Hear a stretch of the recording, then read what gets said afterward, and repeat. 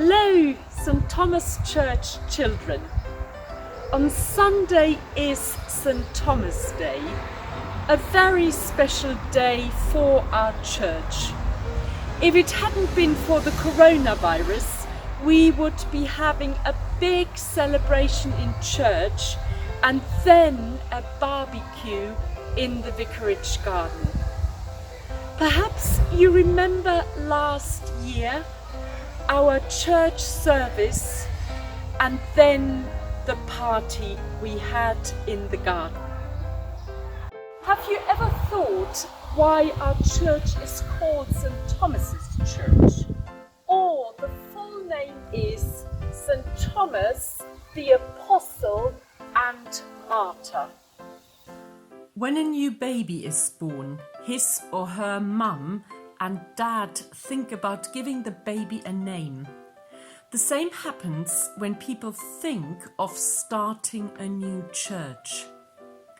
Our church started more than 100 years ago in 1902, when the Vicar of All Saints Church thought it would be good to start a new church further up on Bramford Road, so the people who lived there could go to church there.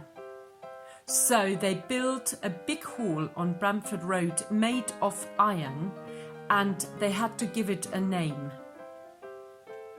They thought about other churches in Ipswich, especially about St. Matthew's Church.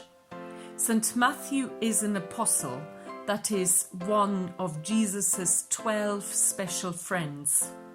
So they said, how about another apostle?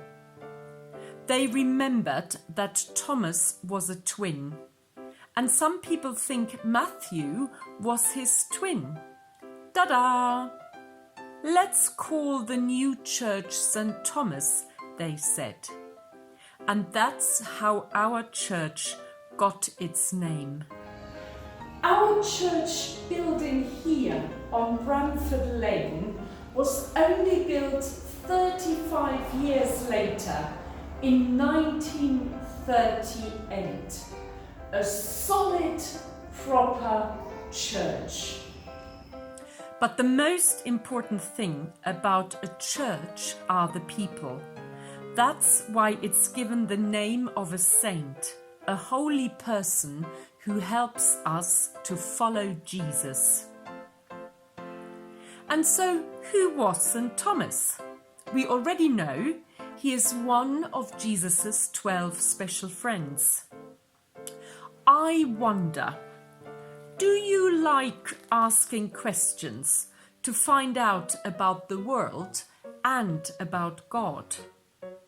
Then you get on well with Thomas. He liked to ask questions and he liked to see and touch so that he could believe in Jesus. Thomas loved Jesus and was very upset when he died on the cross. The most famous story about him is at Easter, when Jesus had come back to life and was showing himself to his special friends, but Thomas wasn't there.